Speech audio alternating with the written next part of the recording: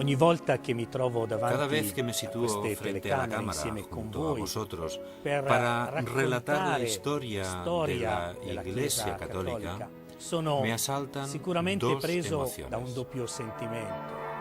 Quello di Por una un lado, gioia grande la gran alegría di de poder narrar raccontare quello nuestra che è la historia, nostra storia, la storia historia de di 2000 2000 años anni de di cristiandad. cristianità.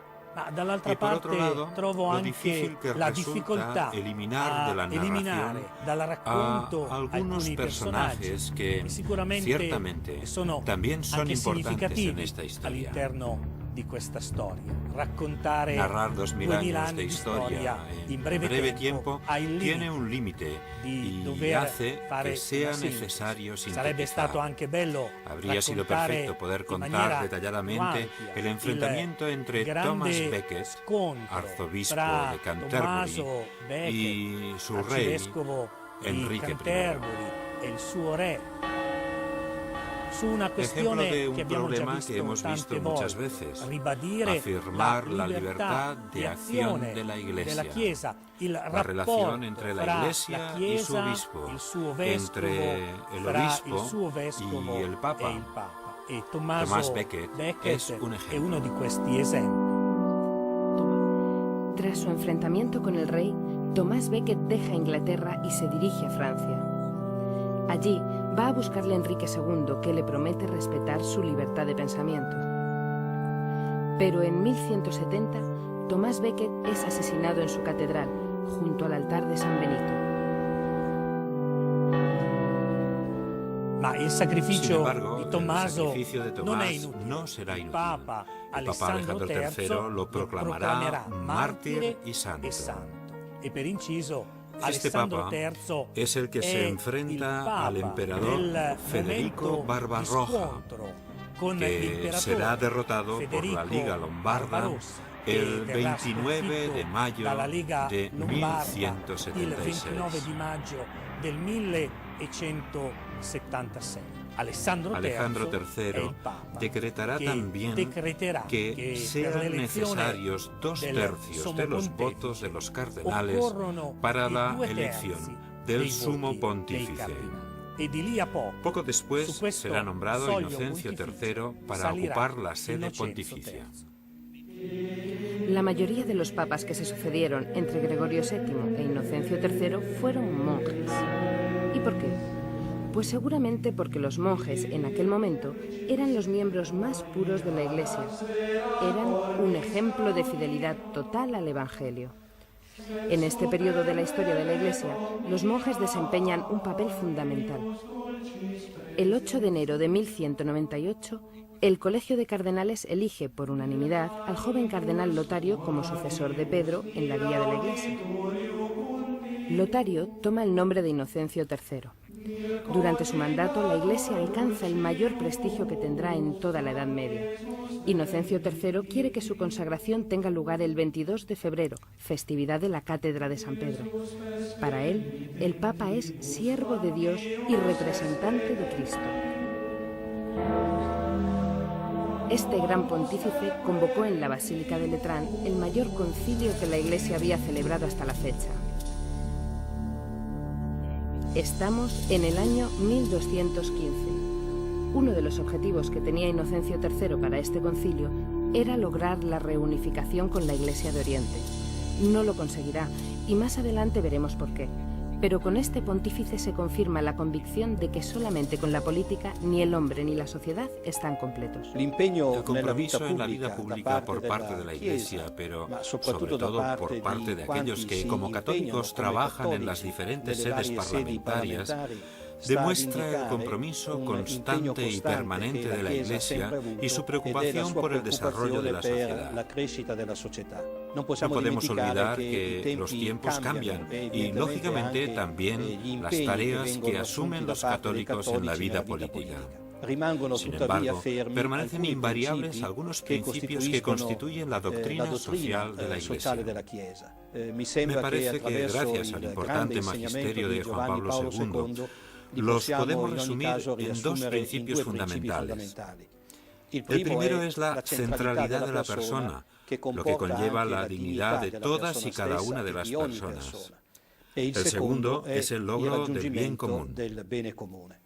Por medio del primero, pedimos que la persona, desde el principio hasta el final de su existencia, sea protegida por leyes que garanticen un compromiso directo del Estado, de manera que la dignidad de la persona, desde su nacimiento hasta su muerte, pueda desarrollarse por medio de un compromiso por la justicia y la solidaridad. Y esto lleva al segundo principio, que es la consecución del bien de todos. Creemos que el legislador, gracias a nuestro esfuerzo, debe mostrar los diferentes posicionamientos, las diferentes leyes y, por tanto, tener en cuenta las orientaciones culturales que las sostienen. Tiene que considerar de una manera profunda que no solo es necesario buscar la solidaridad con todos, sino que hay que conseguir el bien de todas las personas, es decir, procurar la consecución de un bien que supera todos los puntos de vista parciales que satisfacen solo a algunos grupos contentos. En las ciudades europeas de aquella época, a menudo hay un contraste muy llamativo entre la miseria del pueblo y la ostentación de riquezas y bienestar de muchos eclesiásticos, los cuales llevan una vida muy opuesta a lo que predican. En este contexto, el malestar de los humildes y puros se hace protesta, y la protesta, herejía. Esto es lo que pasó con Pedro Baldo en Lyon, que funda el movimiento de los valdenses, los cuales siguen existiendo en la actualidad y a los cuales ya en su día el Papa Alejandro III pidió que volvieran al seno de la Iglesia. También en Francia, en el sur, nace el mayor y más grande movimiento herético, los cátaros. Pero para comprender mejor lo que está sucediendo y cómo afronta la Iglesia el problema de las herejías, hemos de retroceder un poco. En España, el año 1120, en la ciudad de Caleruega, nace Domingo, hijo de Félix de Guzmán. Según cuenta la tradición, la madre de Domingo tuvo en un sueño la visión de un perro que salía de su vientre con una antorcha en la boca. Santo Domingo, el predicador que encenderá una antorcha que iluminará el mundo. Siendo aún muy joven, estudia teología en Palencia. Se apasiona con la Sagrada Escritura, pero sobre todo descubre lo que es la miseria. Algo más al sur están los sarracenos, que aún oprimen a las antiguas poblaciones cristianas. Quien se resiste es asesinado o convertido en esclavo. Y muchos de los que huyen hacia el norte encuentran refugio precisamente en Palencia. Como sacerdote, Domingo sigue a todas partes a su obispo, incluso a Roma. En el año 1206, cuando el Papa Inocencio III solicita la ayuda de los mejores hombres de la Iglesia para combatir la herejía albigense, Domingo se ve involucrado en un dramático enfrentamiento. Albi, de donde viene la palabra albigense, es una pequeña ciudad del sur de Francia en la que viven una gran cantidad de herejes cátaros conocidos como albigenses. Estos propugnan la vuelta al cristianismo de los primeros tiempos, tal y como lo vivían, pobremente, los primeros apóstoles. Los cátaros habían surgido como iglesia separada años antes, alrededor del 1140, en Colonia, Perigord, la zona de Narbona e Inglaterra.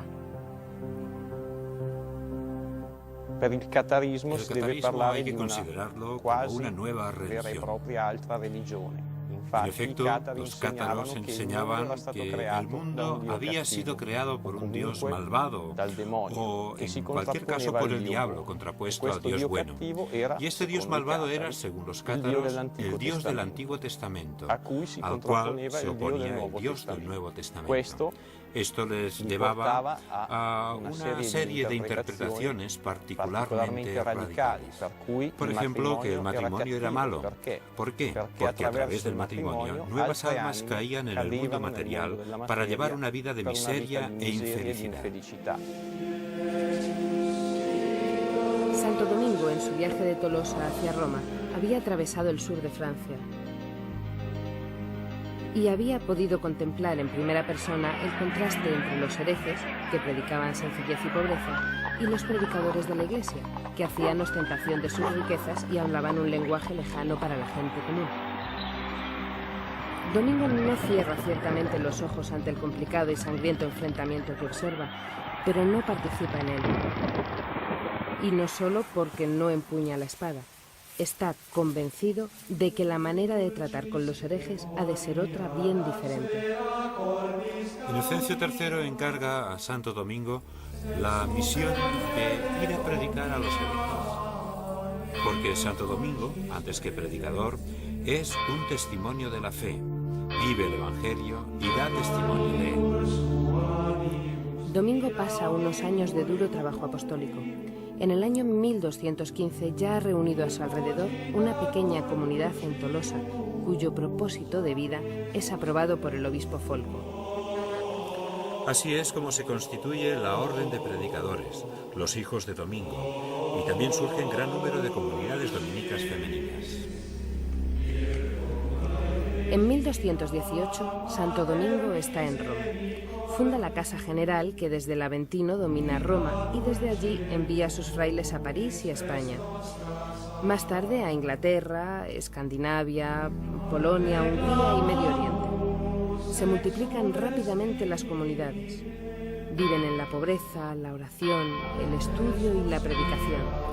Santo Domingo muere en Bolonia el 6 de agosto de 1221, dejando como herencia para la Iglesia a sus hijos. Son ya centenares que pronto se convertirán en millares. Cosa vuol dire essere significa domenicani? ser dominico? Chi sono i ¿Quiénes domenicani son hoy oggi? los Cosa dominicos? fanno in ¿Qué particolare i hacen de domenicani especial hoy oggi? en día los Direi che la dominicos? tradizione Yo diría que la domenicana tradición individua dominica se quattro fundamenta grandi en cuatro cardini, grandes quattro grandi pilares en pilastri torno a los intorno cuales cui se centra toda si centra nuestra tutta la vida. nostra vita.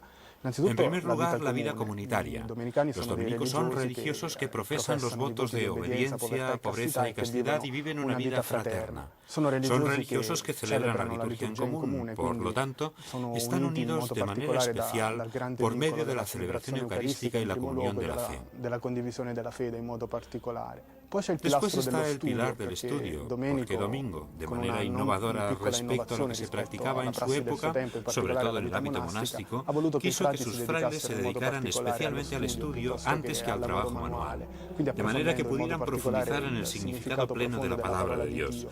E infine, Y está también el pilar de la della predicación. Tanto es así que la orden de los dominicos se llama de manera oficial Orden de Predicadores, ya que se dedicó desde el principio a la misión de evangelizar, de anunciar la palabra de Dios. No muy lejos de Roma, en Asís, nace en el año 1181 otro gran santo. Igual que Domingo, influirá poderosamente en la historia de la Iglesia hasta nuestros días. Se trata de San Francisco y nace en la misma época en que Santo Domingo funda su orden de predicadores. Francisco nace en el seno de una rica familia de mercaderes. Muy pronto descubre que la mayoría de la población está formada por pobres y que, alrededor de los muros de las ciudades, viven multitud de pordioseros. Decide cambiar de vida. Se refugia en las ruinas de la antigua iglesia de San Damián, en la cual le habla el crucifijo que allí existe. Reconstruye mi iglesia, le dice Jesús. Y para poder obedecer mejor a Jesús en una sociedad en la que la vestimenta es uno de los principales signos de relevancia social, Francisco se desnuda. Es más, se desnuda ante su padre, el cual le echa de la casa familiar. Y se hace hermano de los leprosos y mendigos, con quienes comienza a convivir, e invita a todos los que se encuentran, hombres, mujeres, autoridades, sacerdotes, religiosos y obispos, a convertir sus corazones a Cristo. E anch'io ho incontrato Francesco. Yo también he encontrado a Francisco y he convertido mi corazón a Cristo, al igual que miles y miles de hombres y mujeres que han encontrado y siguen encontrando a Francisco. E continuano ad incontrare Francesco. En la primera regla, aprobada todavía verbalmente por el Papa Inocencio III, Francisco prescribe a sus frailes que no han de poseer nada, solamente un cesto, un par de sandalias y una cuerda para sujetar la túnica por la cintura. Sí, nosotros los franciscanos creemos que el proyecto de vida de Francisco es muy actual, porque propugna la adhesión a unos valores, a unos ideales, por parte de hombres profundamente libres, pobres. Es decir, un espacio abierto a la intervención de la acción del Espíritu Santo, pero también de los hermanos y de la historia, para anunciar el Evangelio. Francisco se basa en el Evangelio de Juan para proponer que, antes que nada, sea evangelizante la vida de los frailes y después intervenga la palabra. Y creo que esto es muy importante en la actualidad porque, como decía Pablo VI, el hombre moderno busca el testimonio. Entre los que siguen a Francisco está Clara, una muchacha de Asís. Junto a otras mujeres decide hacerse fraile. Bajo la guía de Francisco, da vida al movimiento franciscano femenino, las Clarisas, las hermanas de Clara. Es difícil separar los nombres de Francisco y Clara, dos fenómenos, dos leyendas de santidad. Para nosotras, en la actualidad, custodiar con la fe de los pobres la inspiración evangélica de Clara es un don. No es fácil explicarlo con palabras. Nuestra vida cotidiana es sencilla. En ella se entremezclan la oración, el trabajo, el estudio, la vida de soledad y la vida fraterna en comunidad. Y en ella se van empapando los corazones de cada una con los consejos evangélicos, la penitencia, el silencio y la pobreza, convirtiéndolos al Evangelio. Nuestra vida es una vigilia con Jesús. Es una presencia de amor y oración que se transforma en adoración e intercesión por cada hermano y por el mundo. Francisco se retira a menudo en el silencio de la naturaleza para encontrarse con Dios.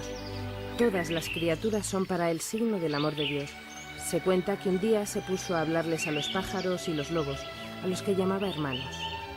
Hace voto total de obediencia al Papa, pero este voto, en lugar de someterlo a las vicisitudes de su tiempo, le hace más libre para criticar a quienes traicionan a Cristo. Porque San Francisco, centra su vida en la oración y en la contemplación. Y este es el secreto de su libertad.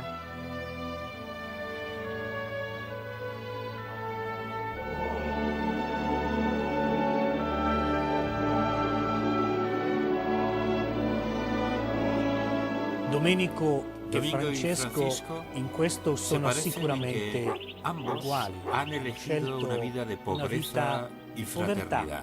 Di fraternità. Questi due Estos uomini, dos hombres, Francesco e Domenico, sono il simbolo di una chiesa che compuesta fatta por da hombres uomini en la que ne caben vive todas tutte le las miserie miserias, e en la que se testimonia l'amore el amor absoluto.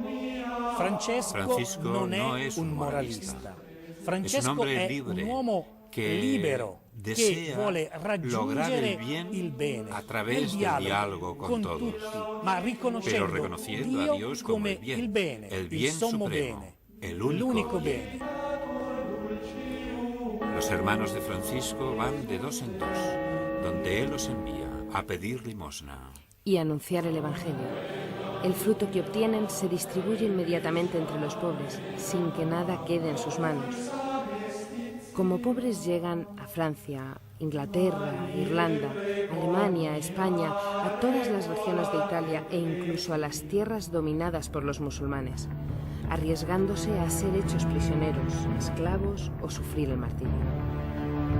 5 hermanos enviados a evangelizar en el Marruecos musulmán son descubiertos y asesinados en enero de 1220. Cuando llevan sus cuerpos a Portugal, son proclamados mártires.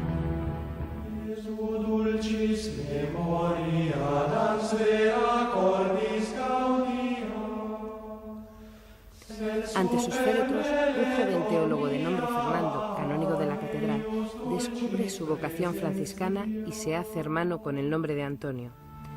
Será Fray Antonio de Padua. E mentre ancora si Mientras combatte está la combatiendo la crociata, cruzada, Francesco decide di dare realizar vita su a un antiguo suo deseo desiderio, de viajar sempre a coltivato, Tierra quello Santa. di andare in Terra Santa. Viene Le scongiurato ruegan di non encarecidamente que no recarsi se entreviste dal con el sultán, ma pero Francisco es el l'uomo hombre que porta lleva el mensaje messaggio del amor de dell'amore Dios, di Dio, che è la persona de di Gesù Jesucristo. Cristo. Non si fa No se deja spaventare da questo. Atraviesa las líneas enemigas y el e il sultano percibe che que este quest'uomo viene da hombre Dio. es un enviado de Dios. Le escucha atentamente y con gusto, y sus hermanos le ven regresar sano y salvo tras haber llevado el auténtico perché ha mensaje. portato il messaggio autentico.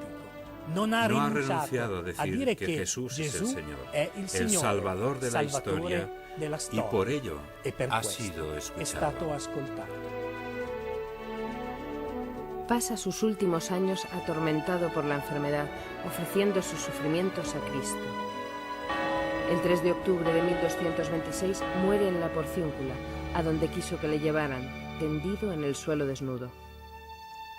Quando Francesco llega arriva a alla la Porziuncola Porziuncola, è un uomo che es un hombre cerca que busca Dio a ed Dios. ha già avuto Había tenido ya un'intuizione una fuerte forte intuición en la piccola pequeña chiesa iglesia di de San San Damiano, Damián, dove donde Cristo, dalla croce desde la Cristo cruz, gli ha parlato le e lo ha había hablado invitato invitándole a reparar la riparare iglesia en ruinas. Francesco è quindi un Francisco es uomo un hombre que cerca trata de di responder rispondere a a esta questa llamada de chiamata Dios. di Dio. Ed è così Y che por ello, una en una mañana dei de primi del principios del 200 siglo entra in questa XIII, piccola chiesa, entra en questa esta piccola pequeña porzione iglesia, di mondo, en este pequeño appunto la pedazo del Porziuncola, mundo, en la e Porciúncula, y ascolta escucha il el Vangelo che viene Evangelio proclamato durante la celebración. celebrazione. È il Vangelo Es della el Evangelio de missione, la visión, Luca Lucas 9, 9, Mateo 10, dove en el que el Señor envía a los suyos por el mundo de dos en dos, sin equipaje, sin sandalias, sin ninguna seguridad material. La única certeza es el mandato, que el Señor les envía al mundo para anunciar el reino. E lì Francesco intuisce che è questo il modo per riparare la Chiesa, l'annuncio del Vangelo.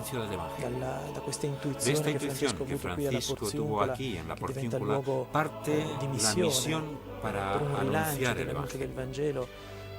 Da De questo este luogo lugar nace nascerà per para la Iglesia un dono grandísimo don, che è la insieme experiencia de all'esperienza Francisco y de todos los que han hanno elegido scelto di seguir a seguire Cristo siguiendo seguendo a Francisco. Francesco Francisco è es un un dono don, la cui cuya belleza bellezza sigue continua a resplandeciendo risplendere en la vida nella de vita la della Iglesia. Chiesa.